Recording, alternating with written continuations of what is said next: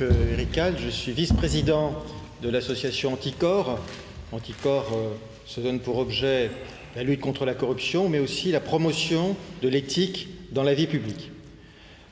Donc nous avons des actions judiciaires, puisque nous sommes agréés pour nous constituer partie civile, mais nous avons aussi des initiatives locales et des initiatives de plaidoyer. Alors, initiative locale, on a réussi à promouvoir les chartes éthiques dans un certain nombre de collectivités. Dans certains cas, ça a marché. Le candidat qui avait signé la charte a été élu et il a loyalement mis en place un certain nombre d'outils qu'on proposait, parmi lesquels la commission éthique. Donc à la fois, dans certains cas, on a réussi à installer dans le débat public, à l'occasion de l'élection, la dimension éthique de l'exercice de la fonction politique, et on a réussi à mettre en place ces commissions éthiques qui sont en quelque sorte des observatoires citoyens plus spécialement focalisés sur la question des conflits d'intérêts de l'éthique dans la vie publique. En revanche, nos initiatives de plaidoyer pour faire en sorte que la loi évolue ont été des initiatives moins couronnées de succès. Même lorsque nous n'étions pas seuls et lorsque nous sommes alliés, puisque nous faisons partie de la plateforme contre les paradis fiscaux et judiciaires, et même lorsqu'on se présente à 14, pour dire un certain nombre de propositions nous semblent particulièrement souhaitables, par exemple dans la loi Sapin II, on se heurte, à quelques exceptions près, à un mur. Et là, effectivement, c'est l'occasion de dire que je suis d'accord totalement avec l'analyse de Jean-Pierre Worms. On est aujourd'hui au XXIe siècle, on utilise des méthodes démocratiques du XIXe, et même à un XIXe où on se méfiait un peu du citoyen tel qu'on peut se le représenter aujourd'hui. Mais j'ajoute qu'à ce problème historique, il y a un problème plus particulier de la Ve République. La Ve République est un régime qui a été construit pour résister, pour permettre à un gouvernement de résister à une majorité instable. Lorsque la majorité est stable, on a un gouvernement qui est surpuissant et on a un pouvoir gouvernant qui est surpuissant, puisque depuis l'élection au suffrage universel du président de la République, beaucoup part du pouvoir d'un seul. Alors on attend toujours l'homme providentiel, il est de plus en plus providentiel au fur et à mesure que les élections se succèdent, et on voit bien qu'on est là dans une impasse. Et c'est là aussi que se pose la question qui était évoquée à l'instant, à savoir la temporalité. Oui, sans doute, un certain nombre d'expériences locales peuvent inspirer.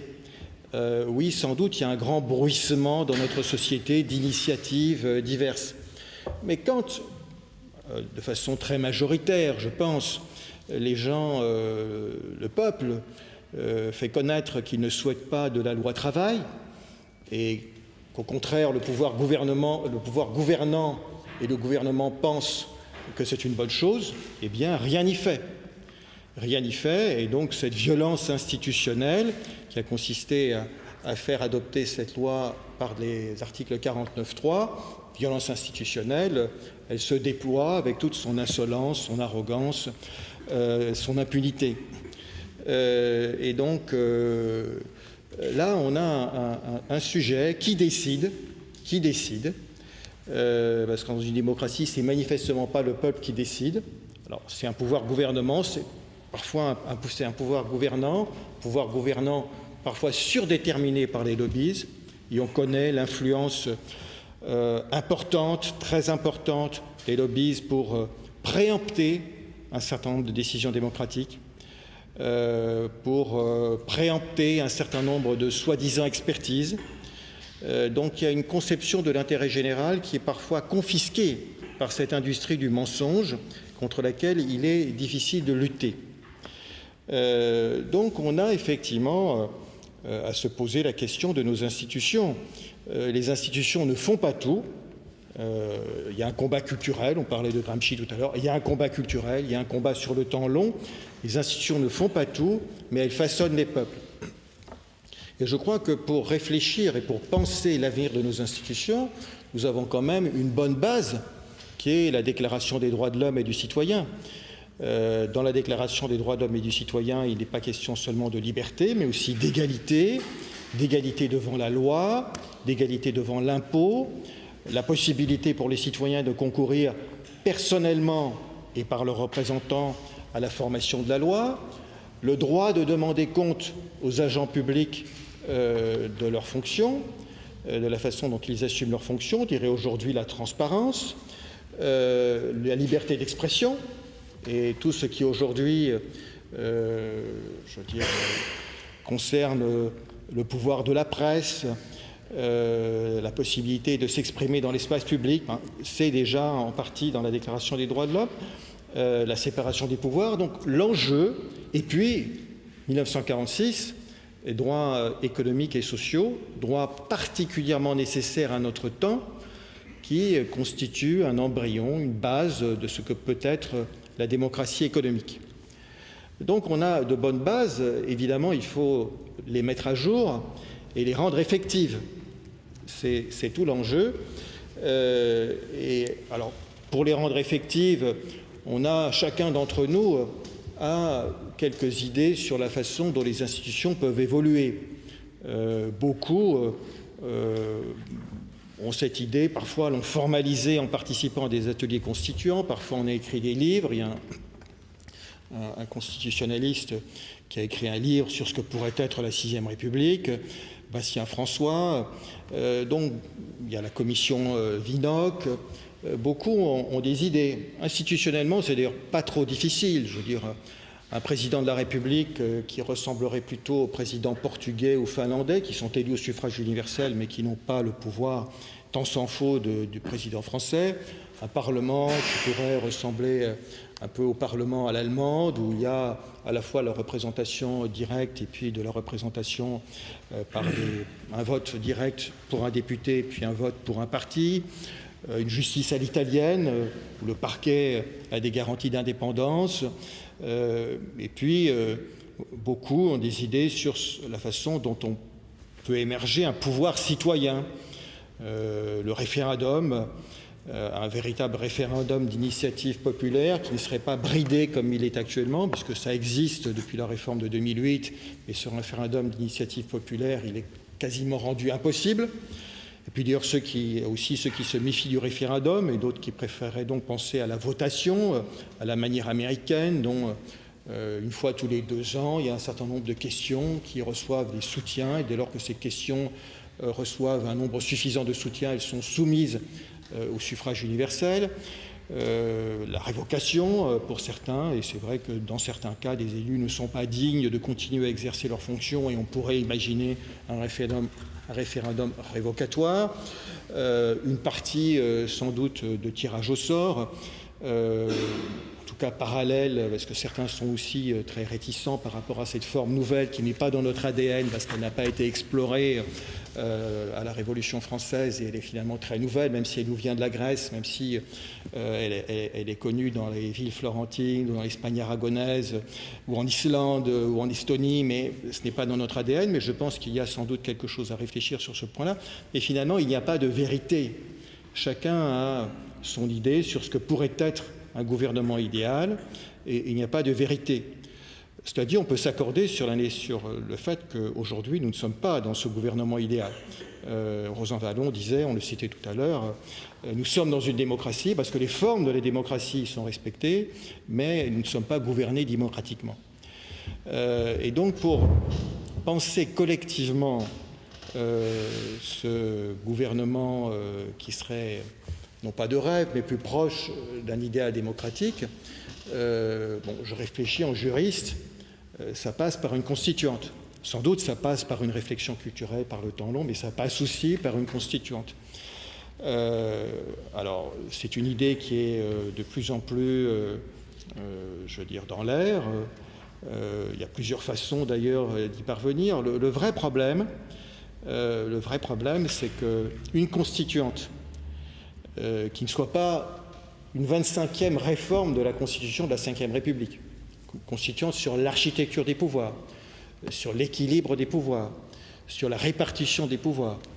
C'est une constituante qui a beaucoup de difficultés à émerger dans une situation qui est une situation certes tendue, mais qui n'est pas une situation révolutionnaire, et qui n'est pas une situation de succession d'États, qui n'est pas une situation postérieure à la guerre. Donc ça peut exister, on l'a vu en Islande, on l'a vu en Colombie-Britannique, en Estonie, ça peut exister. Ça peut exister, je pense, d'autant plus que nous sommes dans une crise qui n'est pas une crise majeure, mais qui est une vraie crise démocratique. Et donc il faut penser cette constituante. La façon juridique la plus simple de penser cette constituante est de dire nous avons un président de la République qui a à sa disposition, et donc un candidat qui sera élu et qui aura à sa disposition l'article 11 de la Constitution.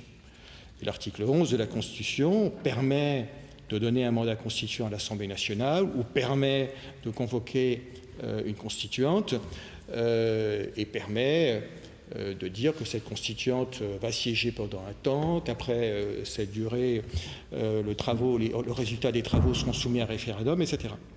Parce qu'aujourd'hui, il faut savoir que la réforme telle qu'elle est envisagée dans la Constitution de la Ve République est une réforme qui ne peut pas aboutir dans une dimension ambitieuse. Songez que même la réforme très modeste promise solennellement par notre président de la République, qui consistait à supprimer la Cour de justice de la République, les privilèges de juridiction, à donner un peu plus d'indépendance à la justice et au parquet, à normaliser le statut pénal et civil du chef de l'État pour les actes détachables de ses fonctions, à revoir un peu le Conseil constitutionnel, notamment ce qu'il permet à des anciens présidents d'y siéger, que même ces réformes très modestes ont été bloquées.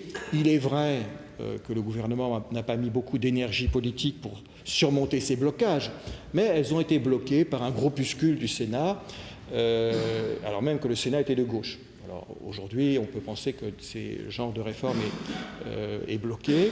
Donc, il y a cet article 11 qui est un article dont l'utilisation a été discutée au départ, mais c'est l'article par lequel le général de Gaulle a fait que l'élection présidentielle soit une élection présidentielle au suffrage universel. Et je pense que si un candidat voulait bien s'approprier ce mandat constituant et loyalement le mettre en œuvre, un certain nombre de réponses institutionnelles, nécessaires bien que non suffisantes, pourraient être apportées. Voilà, donc pour l'instant, ce n'est qu'un rêve. Et comme je le dis parfois, lorsqu'un seul homme rêve, ce n'est qu'un rêve. Lorsque beaucoup d'hommes rêvent ensemble, c'est le début d'une réalité. Et juste peut-être pour aller un peu plus loin, Éric, donc cet article 11, c'est effectivement, l'idée serait peut-être de faire un peu de manifeste pour faire que le prochain président se tienne à cet engagement de l'utiliser. Voilà, alors effectivement, qu'il l'utilise rapidement d'ailleurs, qu'il l'utilise peut-être même avant les élections législatives qui pourraient succéder. Et là, on entre dans une démarche très concrète, mais il faut effectivement qu'on ne s'enlise pas dans un débat qui ne viendrait jamais. Et effectivement, ce mandat constituant pourrait apporter, avec les ressources de l'article 11, un début de réponse à quelques-uns de nos problèmes. Et ça, effectivement, c'est l'objet de l'urgence démocratique, c'est ça?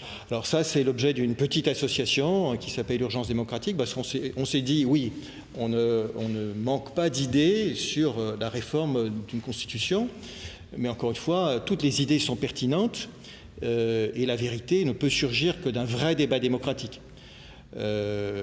Et donc ce débat démocratique, il est vivant dans beaucoup de cercles, il est peut-être vivant ici, mais il doit pouvoir s'imposer sur le plan national. Et comment faire en sorte que, et effectivement, comment faire en sorte que dans un état de crise, mais qui n'est pas un état de crise majeure, ça puisse advenir. Effectivement, il faut penser à cela. Et Urgence démocratique est une petite association qui a pensé à cette modalité très pratique, très concrète de la transition.